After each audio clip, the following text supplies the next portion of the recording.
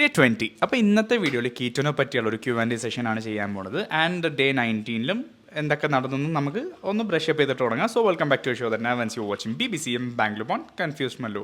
അപ്പോൾ ഡേ 18ലും 19ലും നമ്മൾ ഡിസ്കസ് ചെയ്ത ടൈപ്സ് ഓഫ് കീറ്റോ ആണ്. അപ്പോൾ നിങ്ങൾക്ക് ഏതാണ് സൂട്ടബിൾ എന്ന് അറിയാൻ വേണ്ടി നിങ്ങൾ ഐ ബട്ടണിൽ ഞാൻ 2 വീഡിയോയുടെ ലിങ്കും കൊടുത്തിട്ടുണ്ട്. കയറി ചെക്കൗട്ട് ചെയ്ത് കണ്ടുപിടിക്കാൻ മറക്കണ്ട. അപ്പോൾ ഇന്നത്തെ വീഡിയോയിൽ ആദ്യത്തെ ക്വസ്റ്റ്യൻ വെച്ച് തന്നെ തുടങ്ങാം.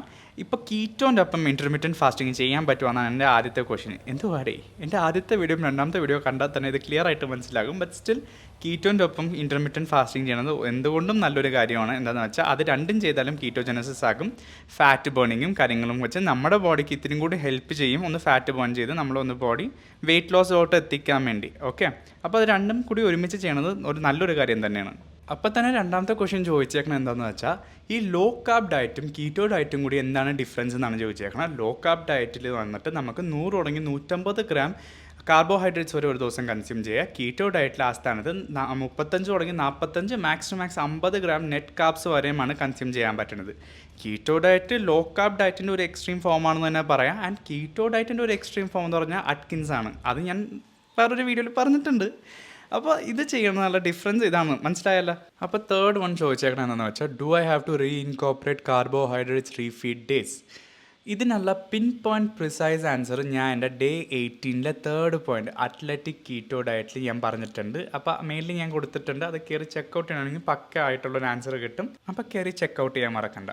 അപ്പം നമ്മുടെ ഫോർത്ത് വൺ എന്താണെന്ന് വെച്ചാൽ നമ്മൾ ഒരു ആക്റ്റീവായിട്ടുള്ളൊരു പേഴ്സണിന് കീറ്റോ ഡയറ്റ് ചെയ്യാൻ പറ്റുമോ അല്ലെങ്കിൽ ചെയ്യണതുകൊണ്ട് വല്ല കുഴപ്പമുണ്ടോയെന്ന് ചോദിച്ചേക്കണത്. ഒരു കുഴപ്പം ഉണ്ടാകില്ല, നല്ലൊരു കാര്യമാണ്. നമ്മൾ ആദ്യത്തെ ഒരാഴ്ചക്ക് മാത്രം ഒരു short term decrease in exercise performance ഉണ്ടാകും. അത് നമ്മുടെ ബോഡി ഈ ഒരു ഡയറ്റുമായിട്ട് അഡ്ജസ്റ്റ് ആകാത്ത കാരണമാണ്. അഡ്ജസ്റ്റ് ആയി കഴിയുമ്പോഴത്തേക്കും നെക്സ്റ്റ് വീക്കിൽ നമ്മൾ എത്ര വെയിറ്റാണ് പുഷ് ചെയ്തിട്ടുണ്ടെന്ന് വെച്ചത് ആ കാര്യങ്ങളൊക്കെ നമുക്ക് റെഗുലറായിട്ട് പുഷ് ചെയ്യാനൊക്കെ പറ്റും കേട്ടോ. എങ്ങനത്തെ ഉള്ളൊരു പ്രോബ്ലം മാത്രമേ ഉള്ളൂ. പ്രോബ്ലം നല്ലൊരു മൈന്യൂട്ട് ഇഷ്യൂ അത്രേ ഉള്ളൂ. ഓക്കെ അല്ലേ. അഞ്ചാമതായിട്ട് ചോദിച്ചേക്കണം എന്താണെന്ന് വെച്ചാൽ do I need to count or restrict calories എന്നാണ്.